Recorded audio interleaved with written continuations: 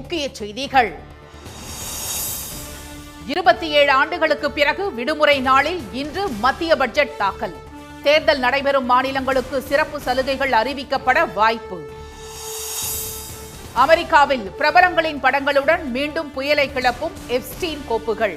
மோடியின் பெயர் இடம்பெற்றதாக வெளியான தகவலுக்கு மத்திய அரசு மறுப்பு. அதிமுக பாஜகவின் நயவஞ்சக போக்கை காங்கிரஸ் தலைமை ஒருபோதும் அனுமதிக்காது. எடப்பாடி பழனிசாமியின் கனவு பலிக்காது என செல்வ பெருந்தகை பதிலடி.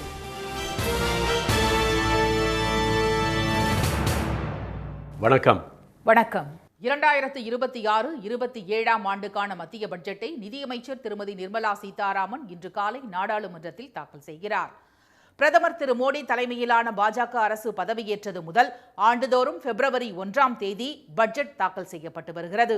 அந்த வகையில் இன்று காலை 11 மணிக்கு நிதியமைச்சர் திருமதி நிர்மலா சீதாராமன் தொடர்ந்து 9வது முறையாக மத்திய பட்ஜெட்டை தாக்கல் செய்கிறார். 1999ஆம் ஆண்டு பிப்ரவரி 28ஆம் தேதி வாஜ்பாய் தலைமையிலான தேசிய ஜனநாயக கூட்டணி ஆட்சியின் போது அப்போதைய நிதியமைச்சர் திரு யஷ்வந்த் சின்ஹா மத்திய பட்ஜெட்டை முதல் முறையாக ஞாயிற்றுக்கிழமை அன்று தாக்கல் செய்தார். அதைத் தொடர்ந்து இந்திய வரலாற்றில் 2வது முறையாக விடுமுறை தினமான இன்று மத்திய பட்ஜெட் தாக்கல் செய்யப்பட உள்ளது. தமிழ்நாடு, கேரளா, அஸ்ஸாம், மேற்கு வங்கம் ஆகிய மாநிலங்களுக்கும் புதுச்சேரிக்கும் மார்ச், ஏப்ரல் மாதங்களில் சட்டப்பேரவை தேர்தல் நடைபெறவுள்ள நிலையில் அதை மையப்படுத்தி வாக்காளர்களை கவரும் வகையில் மத்திய பட்ஜெட்டில் சிறப்பு திட்டங்கள், சலுகை அறிவிப்புகள் இருக்கலாம் என எதிர்பார்க்கப்படுகிறது. தமிழ்நாடு, கேரளா, புதுச்சேரி ஆகிய தென் மாநிலங்களில் மீன்வளம் மற்றும் கப்பல் போக்குவரத்து துறைக்கும், மேற்கு வங்கம் மற்றும் அஸ்ஸாமில் ரயில்வே மற்றும் நெடுஞ்சாலை திட்டங்களுக்கும் முக்கியத்துவம் அளிக்கப்பட வாய்ப்புள்ளதாக கருதப்படுகிறது. நாடு முழுவதும் ரயில் பயணத்தில் மூத்த குடிமக்களுக்கு மீண்டும் கட்டண சலுகை வழங்கப்படலாம் என்றும், அமெரிக்காவின் 50% வரி விதிப்பால் பாதிக்கப்பட்டுள்ள தொழில்துறையை சரிவிலிருந்து மீட்டெடுக்க புதிய சலுகைகள் அறிவிக்கப்படலாம் என்றும் எதிர்பார்க்கப்படுகிறது. நாள்தோறும் ராக்கெட் வேகத்தில் உயர்ந்து வரும் தங்கத்தின் விலை மற்றும் அத்தியாவசிய உணவுப் பொருட்களின் விலைவாசியை கட்டுப்படுத்த நடவடிக்கை எடுப்பது குறித்த அறிவிப்புகள் பட்ஜெட்டில் இடம்பெறுமா எனவும் பொதுமக்களிடையே எதிர்பார்ப்பு எழுந்துள்ளது. வீட்டுக் கடன்கள், மருத்துவ காப்பீடுகளுக்கு சலுகை அறிவிப்புகள் வழங்கப்படலாம் என பொருளாதார நிபுணர்கள் கருதுகின்றனர். அதே சமயம் நாட்டின் உள்கட்டமைப்பை மேம்படுத்துவது, விவசாயத்தை டிஜிட்டல் மயமாக்குவது போன்றவற்றுக்கும் கூடுதல் முக்கியத்துவம் வழங்கப்படலாம் என்றும் எதிர்பார்க்கப்படுகிறது. கடந்த ஆண்டு பட்ஜெட்டில் தனிநபர் வருமான வரி விலக்குக்கான உச்சவரம்பு 12 லட்சம் ரூபாயாக அதிகரிக்கப்பட்டதுடன் ஜிஎஸ்டி வரி விகிதமும் குறைக்கப்பட்டுள்ளதால் அவற்றில் இந்த முறை சலுகைகள் வழங்க வாய்ப்பு இல்லை என கூறப்படுகிறது. அமெரிக்காவில் பெரும் புயலை கிளப்பியுள்ள எப்ஸ்டீன் கோப்புகளில் பிரதமர் திரு மோடியின் பெயர் இடம்பெற்றுள்ளதாக வெளியான தகவலுக்கு மத்திய அரசு திட்டவட்டமாக மறுப்பு தெரிவித்துள்ளது. அமெரிக்காவைச் சேர்ந்த தொழிலதிபர் ஜெஃப்ரி எப்ஸ்டீன் என்பவர் தமக்கு சொந்தமான தீவில் சிறுமிகளை பாலியல் வன்கொடுமை செய்ததாக குற்றச்சாட்டுகள் எழுந்தன. அவரது பண்ணை இல்லத்திற்கு அதிபர் ட்ரம்ப், முன்னாள் அதிபர் பில் கிளின்டன், மைக்ரோசாப்ட் நிறுவனர் பில் கேட்ஸ், எலான் மஸ்க், மறைந்த பாப் இசைப்பாடகர் மைக்கேல் ஜாக்சன் உட்பட ஏராளமான பிரபலங்கள் வந்து தங்கியிருந்ததாக சர்ச்சை எழுந்தது. இது தொடர்பான வழக்கு நீதிமன்றத்தில் நடைபெற்று வரும் நிலையில் எப்ஸ்டீன் ஃபைல்ஸ் என்ற பெயரில் அது தொடர்பான ஆவணங்கள் அடுத்தடுத்து வெளியாகி வருகிறது. அந்த வகையில் 30 லட்சம் பக்க ஆவணங்களை அமெரிக்க நீதித்துறை நேற்று வெளியிட்டுள்ளது. இது அந்நாட்டில் பெரும் அதிர்வலைகளை ஏற்படுத்தியுள்ளது. அந்த கோப்புகளில் இளம்பெண் ஒருவருடன் இங்கிலாந்து இளவரசர் ஆண்ட்ரூ இருக்கும் புகைப்படம் அமெரிக்காவில் மட்டுமின்றி இங்கிலாந்திலும் சர்ச்சையை கிளப்பியுள்ளது. இந்நிலையில் 2017ஆம் ஆண்டு இஸ்ரேலுக்கு சென்ற திரு மோடி அங்கு அமெரிக்காவுக்கு ஆதரவாக செயல்பட்டதாக எப்ஸ்டீன் கோப்புகளில் கூறப்பட்டுள்ளது குறித்து எக்ஸ் வலைதள பதிவில் கேள்வி எழுப்பியுள்ள காங்கிரஸ் செய்தி தொடர்பாளர் திரு பவன் கெரா, இதன் மூலம் எப்ஸ்டீனுக்கு திரு மோடிக்கு நெருங்கிய நட்பு இருந்திருக்கக்கூடும் என சந்தேகம் எழுவதாக குறிப்பிட்டுள்ளார். மேலும் எப்ஸ்டீன் மோடி இடையிலான நட்பு நமது நாட்டின் கண்ணியத்தை சீர்குலைக்கும் வகையில் உள்ளதாகவும், இது குறித்து பிரதமர் உடனடியாக விளக்கம் அளிக்க வேண்டும் என்றும் அவர் வலியுறுத்தியுள்ளார். இதையடுத்து வெளியுறவு அமைச்சகம் வெளியிட்ட அறிக்கையில் திரு மோடியின் இஸ்ரேல் பயணம் பற்றிய தகவலை தவிர மற்ற அனைத்தும் தண்டனை பெற்ற ஒரு குற்றவாளியின் குப்பைக்கு நிகரான வதந்திகளே என மறுப்பு தெரிவித்துள்ளது. மேலும் இதனை அனைவரும் மிகுந்த அவமதிப்பு உணர்வுடன் நிராகரிக்க வேண்டும் என்றும் வெளியுறவு அமைச்சகம் கேட்டுக்கொண்டுள்ளது. இந்தியா கூட்டணியின் வாக்கு விகிதத்தை குறைக்க வேண்டும் என்ற நயவஞ்சக போக்கை அகில இந்திய காங்கிரஸ் தலைமை ஒருபோதும் அனுமதிக்காது என தமிழ்நாடு காங்கிரஸ் கமிட்டி தலைவர் திரு செல்வ பெருந்தகை தெரிவித்துள்ளார். சேலத்தில் செய்தியாளர்களிடம் பேசிய அதிமுக பொதுச் செயலாளர் எடப்பாடி திரு பழனிசாமி, திமுக எம்பி திருமதி கனிமொழி டெல்லியில் காங்கிரஸ் எம்பி திரு ராகுலை சந்தித்தது பற்றி விமர்சித்திருந்தார். இதுகுறித்து சென்னையில் செய்தியாளர்கள் எழுப்பிய கேள்விக்கு பதிலளித்த திரு செல்வ பெருந்தகை, திமுக கூட்டணி எப்போதும் போல் வலிமையுடன் தொடர்வதாக கூறினார். கூட்டணியில் உள்ள கட்சிகளை வெளியே வரவழைத்து வாக்கு சதவீதத்தை குறைக்க வேண்டும் என்ற பாஜக அதிமுகவின் திட்டம் நிறைவேறாது என்ற அவர், எடப்பாடி திரு பழனிசாமியின் கனவு ஒருபோதும் பலிக்காது என்றார். எடப்பாடி பழனிசாமி அவர்கள் காண்கின்ற கனவு ஒருபோதும் பலிக்காது. அவர் பகல் கனவு கண்டு கொண்டிருக்கிறார். எங்கேயாவது திராவிட முன்னேற்ற கழகத்தின் தலைமையில் வலிமையாக இருக்கிற இந்தியா கூட்டணியை பிரிக்கலாமா, சிதைக்கலாமா என்று திராவிட முன்னேற்ற கழகத்தின் தலைமையில் இருக்கிற கூட்டணியில் ஒரு கட்சியாக வெளியே எடுத்து அந்த வாக்கு விகிதாச்சாரத்தை குறைக்க வேண்டும் என்று மிகப்பெரிய திட்டம் எடுக்கிறார்கள்.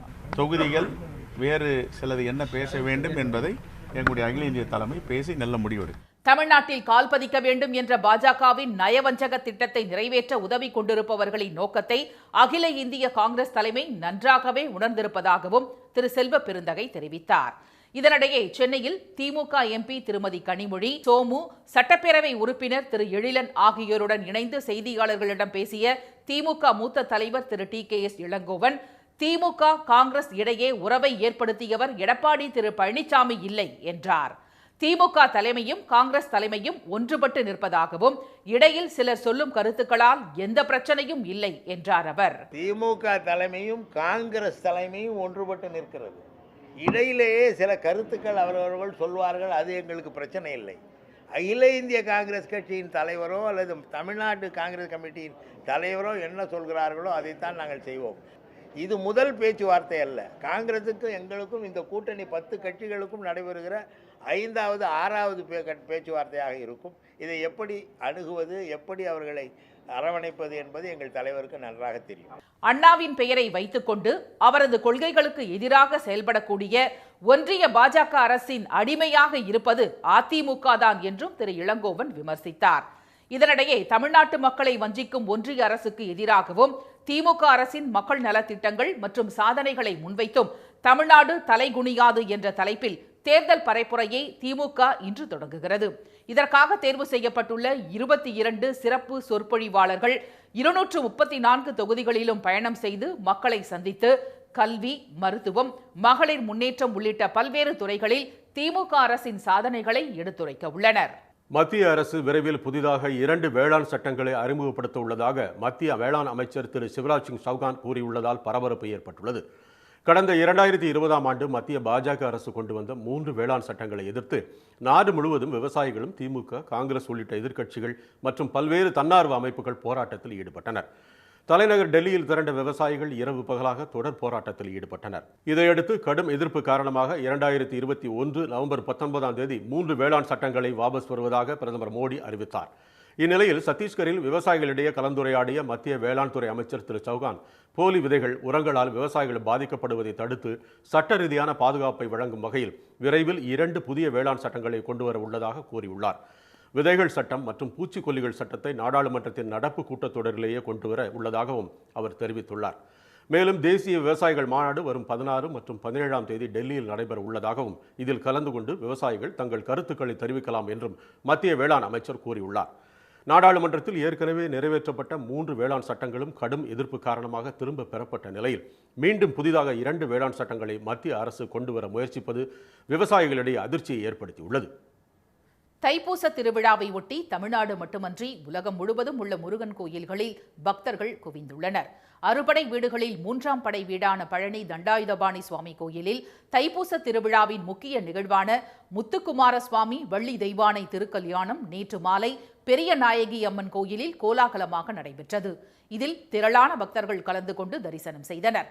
பல்வேறு மாவட்டங்களிலிருந்து பாத யாத்திரையாக பக்தர்கள் படையெடுத்து வந்ததால் பழனி அடிவாரம் முழுவதும் கூட்டம் அலைமோதியது.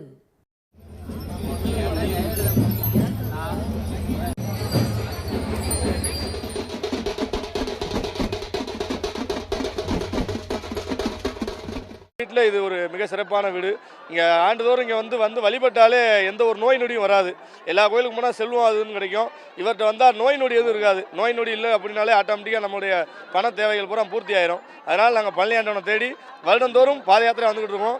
தைப்பூசத்தின் முக்கிய நிகழ்வான தேரோட்டம் இன்று மாலை நடைபெற உள்ளதை ஒட்டி பலத்த பாதுகாப்பு போடப்பட்டுள்ளது. திருச்செந்தூரில் தைப்பூசத்தை முன்னிட்டு பக்தர்கள் குவிந்ததால் கடற்கரை முழுவதும் மனித தலைகளாக காட்சியளித்தது. கரும்பில் தொட்டில் கட்டி வந்து பல பக்தர்கள் வேண்டுதலை நிறைவேற்றினர். சிவகங்கை மாவட்டம் குன்றக்குடி சண்முகநாதர் கோயிலில் குன்றக்குடி ஆதீனம் பொன்னம்பல அடிகளார் வடம் பிடித்து தேரோட்டத்தை தொடங்கி வைக்க சண்முகநாத பெருமான் வெள்ளி தெய்வானையுடன் தேரில் வலம் வந்தனர். தேரோட்டத்தின் நிறைவில் வாழைப்பழங்கள் பிரசாதமாக சூறையிடப்பட பக்தர்கள் ஆர்வத்துடன் எடுத்துச் சென்றனர். தமிழ்நாடு மட்டுமன்றி மலேசியாவிலும் பத்துமலை முருகன் கோவிலில் தேரோட்டம் கோலாகலமாக நடைபெற்றது. மலேசிய நகர வீதிகளில் திரண்டு நின்ற ஆயிரக்கணக்கான பக்தர்கள் தரிசனம் செய்தனர். சென்னையில் தொடங்கியுள்ள வளர்ப்பு நாய்கள் கண்காட்சியில் 60க்கும் மேற்பட்ட பல்வேறு விதமான நாய் இனங்கள் போட்டிகளில் பங்கேற்று வியக்க வைத்தன. மெட்ராஸ் கனைன் கிளப் சார்பில் 2 நாட்கள் நடைபெறும் நாய்கள் சாம்பியன்ஷிப் போட்டி மயிலாப்பூரில் உள்ள தனியார் பள்ளி மைதானத்தில் நேற்று தொடங்கியது. இந்த கண்காட்சியில் இந்தியாவில் வளர்க்கப்படும் 13 நாய் இனங்களோடு German shepherd, Doberman, Rottweiler, Labrador, Great Dane உள்ளிட்ட நாய்களோடு சிப்பிப்பாறை, கோம்பை, ராஜபாளையம் உள்ளிட்ட நாட்டு நாய் இனங்களும் பங்கேற்றன. வளர்ப்பவர்களின் கட்டளைக்கு கீழ்ப்படிதல், சுறுசுறுப்பு, கண்காணிப்பு திறன், பாதுகாப்பில் கவனம் என பல்வேறு பிரிவுகளில் இந்த வளர்ப்பு நாய்களுக்கு போட்டிகள் நடைபெற்றன.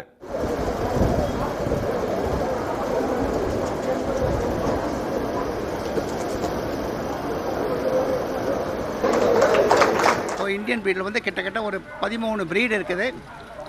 இப்போ நாங்கள் எங்களால் முடிஞ்ச வரைக்கும் இங்கே கூப்பிட்ட ஜட்ஜஸ் எல்லாம் வச்சு எங்களால் முடிஞ்சதை இந்த இந்தியன் ப்ரீடர் FCI உலக அளவு பாடி FCIயில் ரெக்கக்னைஸ் பண்ணுறதுக்கு ட்ரை பண்ணுறோம். வளர்ப்பு நாய்கள் கண்காட்சிக்கு ஆஸ்திரேலியா, நெதர்லாந்து, இந்தோனேஷியா, ருமேனியா நாடுகளைச் சேர்ந்த 7 நடுவர்கள் பங்கேற்று சிறந்த நாய்களை தேர்வு செய்கின்றனர். 2வது நாளாக இன்று நடைபெறும் நாய் கண்காட்சியில் வெற்றி பெறும் நாய்களுக்கு பதக்கங்களும் விருதுகளும் வழங்கப்பட உள்ளன. இனி வருவது செய்தி துளிகள். திண்டுக்கல் மாவட்டம் ஒட்டன்சத்திரம் தொகுதியில் கலைஞர் கனவு இல்லம் திட்டத்தின் கீழ் வீடு கட்டும் பயனாளிகளுக்கு கட்டுமான பொருட்கள் உற்பத்தி விலைக்கே பெற்று தரப்படும் என உணவுத்துறை அமைச்சர் திரு சக்கரபாணி தெரிவித்துள்ளார். தொப்பம்பட்டி ஊராட்சி ஒன்றியத்திற்கு உட்பட்ட 15க்கும் மேற்பட்ட ஊராட்சிகளில் உள்ள 800க்கும் மேற்பட்ட பயனாளிகளுக்கு இலவச வீட்டுமனை பட்டாக்களை அவர் வழங்கி பேசிய போது இதனை தெரிவித்தார். கட்டுமான பொருட்கள்லாம் யார் வீடு கட்ட விரும்புகிறீர்களோ குறைந்த விலையிலே என்ன உற்பத்தி விலையோ அந்த விலையிலே பொருட்கள் உங்கள் வீட்டிலே கொண்டாந்து இறக்குவதற்கு ஏற்பாடு செய்யப்படும் என்பதை வந்திருக்கின்ற தாய்மாருக்கு நான் தெரிவிக்கிறேன். வேலூர் அக்ஸீலியம் பெண்கள் கல்லூரியில் 72வது ஆண்டு தொண்டு விழா மற்றும் மாணவர்கள் விழா உற்சாகமாக நடைபெற்றது. 4000க்கும் மேற்பட்ட மாணவிகள் பங்கேற்ற இவ்விழாவில் மாணவிகள் ஆட்டம் பாட்டத்துடன் குத்தாட்டம் போட்டது அனைவரையும் கவர்ந்தது. மாணவிகள் 50க்கும் மேற்பட்ட பல்வேறு அரங்குகளை அமைத்து தாங்கள் செய்த கைவினை பொருட்கள் உட்பட பல்வேறு பொருட்களை விற்பனை செய்தனர். விற்பனையாகும் பொருட்கள் மூலம் கிடைக்கும் வருவாய் முழுவதும் HIV நோயால் பாதிக்கப்பட்டவர்கள், பிள்ளைகளால் கைவிடப்பட்ட பெற்றோர் மற்றும் முதியவர்களுக்கு வழங்கப்பட உள்ளது. கொடைக்கானல் கீழ்மலை பகுதியில் காலங்காலமாக பொதுமக்கள் சென்று வந்த சாலையில் 2 இடங்களில் தடுப்புகளை வனத்துறை அமைத்துள்ளதால் அத்தியாவசிய பொருட்களை கூட வாங்க முடியவில்லை என விவசாயிகள் வேதனை தெரிவித்துள்ளனர். தாண்டிக்குடி ஊராட்சிக்கு உட்பட்ட கூடல் நகர் பகுதியில் சுமார் 70க்கும் மேற்பட்ட குடும்பங்கள் வசித்து வருகின்றன. தடுப்புகளை அமைக்க வேண்டாம் என பலமுறை மனு அளித்திருப்பதாக கூறிய அவர்கள் தடுப்புகளுக்கு முன் நின்று எதிர்ப்பை தெரிவித்தனர். புதுச்சேரி வில்லியனூர் அரசு பெண்கள் நடுநிலைப் பள்ளியில் ஓவியங்கள் மற்றும் கலைப்படைப்புகளின் கண்காட்சி நடைபெற்றது. ஓராண்டாக 72 மாணவிகள் உருவாக்கிய பென்சில் ஓவியம், ஆயில் பெயிண்டிங் உள்ளிட்ட 327 ஓவியங்கள் காட்சிப்படுத்தப்பட்டிருந்தன. மீண்டும் முக்கிய செய்திகள். 2026-27ஆம் ஆண்டுக்கான மத்திய பட்ஜெட்டை நிதியமைச்சர் நிர்மலா சீதாராமன் இன்று காலை நாடாளுமன்றத்தில் தாக்கல் செய்கிறார். அமெரிக்காவில் புயலை கிளப்பியுள்ள எப்ஸ்டீன் கோப்புகளில் மோடி பெயர் இடம்பெற்றுள்ளதாக வெளியான தகவலுக்கு மத்திய அரசு திட்டவட்டமாக மறுப்பு தெரிவித்துள்ளது. மத்திய ஆப்பிரிக்க நாடான கிழக்கு காங்கோவில் கனிம சுரங்கம் இடிந்து விழுந்த விபத்தில் 200க்கும் மேற்பட்டோர் உயிரிழந்தனர். இத்துடன் இந்த செய்திகள் நிறைவடைந்தன. மீண்டும் சன் டிவியில் செய்திகள் மாலை 6 மணிக்கு. செய்திகளை உடனுக்குடன் தெரிந்து கொள்ள QR கோடை ஸ்கேன் செய்து சன் நியூஸ் வாட்ஸ்அப் சேனலில் இணைந்திருங்கள். வணக்கம். வணக்கம்.